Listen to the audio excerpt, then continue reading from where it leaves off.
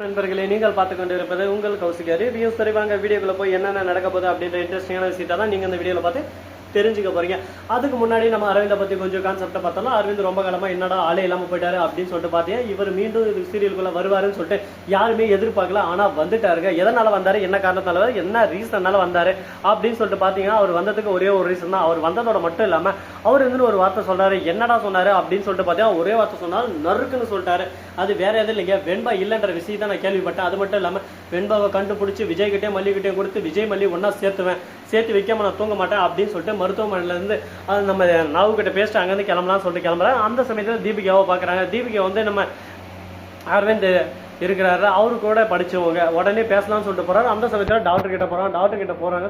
அந்த சமயத்தில் ஜன்னல் வழியாவது பேசலாம் அப்படின்னு சொல்லிட்டு ஜன்னலா நின்றுக்கிற போது, இதோ பாருங்க டாக்டர், மல்லி வந்து எனக்கு ரொம்பவே கெடுதல் பண்ணியிருக்கா. அவள் பொண்ணு வந்து தொலைச்சிட்டா, அது எனக்கு பிரச்சனை இல்லை. ஆனால் வயிற்றுல இப்போ குழந்தை உருவாது. அந்த குழந்தை நல்லபடியாக பிறந்து வரணும்.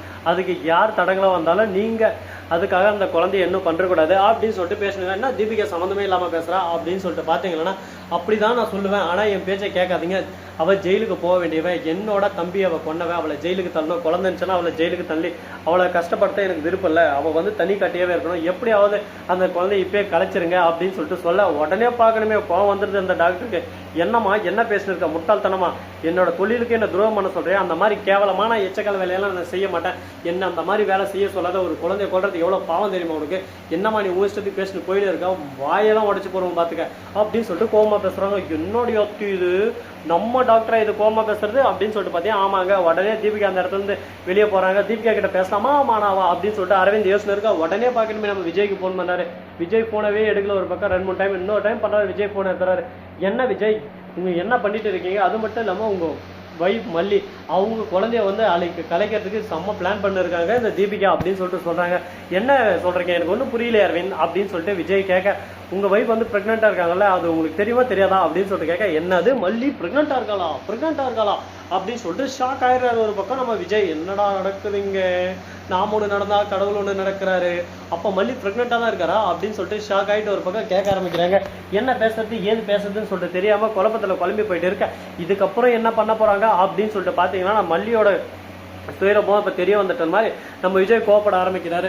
வயிற்றுல குழந்தைய வச்சுன்னு என்கிட்ட ஒரு வார்த்தை சொன்னாலா கள்ளி, அவளை வேற நம்ம கஷ்டப்படுத்திட்டோம், வாய்க்கு வந்தபடி பேசிட்டோம்லையே அப்படின்னு சொல்லிட்டு மனசளவில் நொந்து போயிட்டு நூடுல்ஸ் ஆயிட்டு, ஐயோ மல்லியை நான் மன்னிச்சிரு மல்லி, என் மனசே தாங்கல, ஒரு பக்கம் வேகுது மல்லி வேகுது அப்படின்னு சொல்லிட்டு ஃபீல் பண்ணிட்டு இருக்காங்க. ஃபீல் பண்ணாதீங்க, எல்லாமே ஒரு பக்கம் கடந்து போகும், அனைத்தும் கடந்து போகும், எல்லாம் கடந்து போகும் அப்படின்ற மாதிரி ஒரு பக்கம் பேசிட்டு இருக்காங்க. இதுக்கப்புறம் என்னென்ன பண்ண போறாங்க, எது பண்ண போறாங்க அப்படின்ற இன்ட்ரெஸ்டிங்கான விஷயத்தான் நீங்க இந்த வீடியோவில் பார்த்து தெரிஞ்சுக்க போறாங்க. அது மட்டும் இல்லாமல் விஜய் மல்லியை கூப்பிடுறாரு. மல்லியை கூப்பிட்டு, தீபிகாவுக்கெல்லாம் தெரிஞ்சு வயிற்றுல குழந்தை இருக்கிறது கட்டின புருஷன் எனக்கு தெரியல, ஏன் என்கிட்ட சொல்ல, ஏன் என்கிட்ட இந்த மனுஷ என்ன அந்த அளவுக்கு ஒரு பக்கம் குடும்பக்காரன்னு நினைச்சிட்டேன், குடும்பம் மேல குடும்பம் பண்ணிட்டு இருக்கேன் நான் உன் வாழ்க்கையில, உன்னை அந்த அளவுக்கு கஷ்டப்படுத்திட்டான் அப்படின்னு சொல்லிட்டு கேட்க, ஆமா உங்ககிட்ட எதனா பேச வந்தாலே எரிஞ்சு விடுறீங்க லொல்லுன்னு, என்னத்த நான் பேசுறது, என்னத்த நான் சொல்றது அப்படின்னு சொல்லிட்டு நம்ம மல்லி சொல்ல, உடனே பார்க்கணும் விஜய் என்னன்னு, சரி என்ன மன்னிச்சிரு, நான் அந்த மாதிரி பண்ணிருக்க கூடாது, மனசால மன்னிப்பு கேட்டேன், நான் மன்னிச்சிரு அப்படின்னு சொல்லிட்டு மன்னிப்பு கேட்கறாங்க.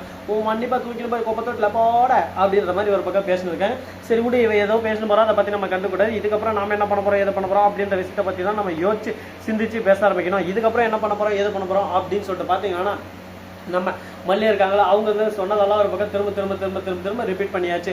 இதுக்கப்புறம் எதுவும் நடக்க போதில்லை. அது மட்டும் இல்லாமல் நம்ம வெண்பா குட்டி எங்கடா இருக்கா அப்படின்னு சொல்லிட்டு பார்த்தீங்கன்னா, வெண்பாவை இன்னொரு தாவலை கடத்தி எடுத்து போய் வச்சுன்னு இருக்காங்க. அங்கேருந்து இன்னொரு தாவுக்கு ஒரு பக்கம் ஷிஃப்ட் பண்ணோம். அது எப்படா பண்ணுவாங்க, எப்படா இதெல்லாம் நடக்கும், வெண்பா கிட்ட இருந்து ஒரு 20 லட்சம் வருமா வராதடா அப்படின்னு சொல்லிட்டு அந்த கிளவி ஒரு பக்கம் முழிச்சுன்னு இருக்கா. திருவிழாவில் காண போன மாதிரி காசு பண்ணா துட்டு மணி அப்படின்னு சொல்லிட்டு மணிக்காக போராடின்னு இருக்காங்க. மணி கிடைக்குமா கிடைக்காதா, என்ன நடக்க போகுது, ஏது நடக்க போகுது அப்படின்ற பல கேள்விகள் ஒரு பக்கம் மனசுக்குள்ள சந்தேகங்களுக்கு இடம் இல்லாம ஓடிக்கிட்டு இருக்கு. அந்த சந்தேகங்களுக்கான இடம் கிடைக்குமா கிடைக்காதா, என்னென்ன பண்ண போறாங்க, ஏது பண்ண போறாங்கன்னு சொல்லிட்டு வெயிட் அண்ட் வாட்ச் அப்படின்னு சொல்லிட்டு நம்ம தாராளமாக சொல்லலாம். இது மட்டும் இல்லாமல் உங்களுக்கு இன்னொரு ட்விஸ்ட் தர விஷயத்த சொல்ல போறாங்க. அப்படி என்னடா ட்விஸ்ட், அப்படி என்னடா ஆச்சு அப்படின்னு சொல்லிட்டு பார்த்தீங்கன்னா, அது வேற எதுவும் இல்லைங்க, நம்ம தலைவன் விஜய் இருக்கார்ல, அவரு இருந்துன்னு போயிட்டு டாக்டர் கிட்ட பேசினிருக்காரு. அதோ பாருங்க டாக்டர், யார் என்ன வேணாலும் சொல்லுவாங்க, உங்களுக்கு தேவையான பணத்தை நான் கொடுக்குறேன், மணி பணம் துட்டு காசு எல்லாமே நான் கொடுக்குறேன், எனக்கு என் மல்லி சந்தோஷமா இருக்கணும், மல்லிக்கு எந்த ஒரு பிரச்சனை வரக்கூடாது, அதுக்கு நீங்கள் கேரண்டி கொடுத்தா உங்களுக்கு நான் கேரண்டி கொடுப்பேன் அப்படின்னு சொல்லிட்டு சொல்லியிருக்காங்க.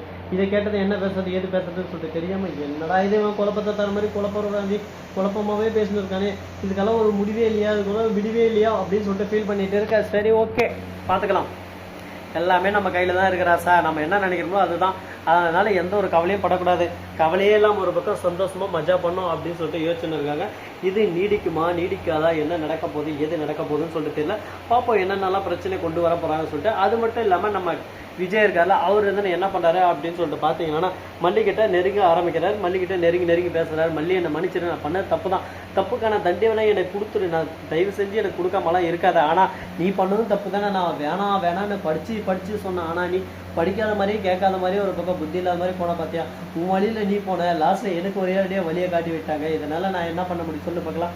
என் வாழ்க்கையை ஒரு பக்கம் சிரிச்சுட்டு இருக்காங்க எல்லாரும் பார்த்து அப்படின்னு சொல்லிட்டு விஜய் புலம்பிட்டு இருக்காரு. நான் உசுறு வளர்த்து என் மகளை காண தொலைச்சிட்டு இருக்கேன். இந்த சமயத்துல நீ பிரெக்னெண்டா இருக்கேன்னா என்னால எப்படி சந்தோஷப்பட முடியும், என்ன பண்ண முடியும், இந்த ஊர் என்ன பேசும், உலகம் என்ன பேசும் அப்படின்னு சொல்லிட்டு விஜய் ஒரு பக்கம் போதாச்சு மாதிரியே பேசிட்டு இருக்காரு. யோ விஜய், உனக்கு என்னையா ஆச்சு, ஏன் அந்த மாதிரி எல்லாம் பண்ணிருக்கேன், இதெல்லாம் நியாயமாயா அடுக்குமாயா அப்படின்னு சொல்லிட்டு பாத்தீங்கன்னா என்னடா பண்றது, என் வாழ்க்கை என் கஷ்டம் எனக்கு தான் தெரியும், உனக்கு என்னப்பா நீ பேசுறாங்கள பேச்சுட்டு போயிடுவேன் அப்படின்னு சொல்லிட்டு விஜய் கேட்குறாரு. விஜய் கேட்கறதுலே தப்பு இல்லை.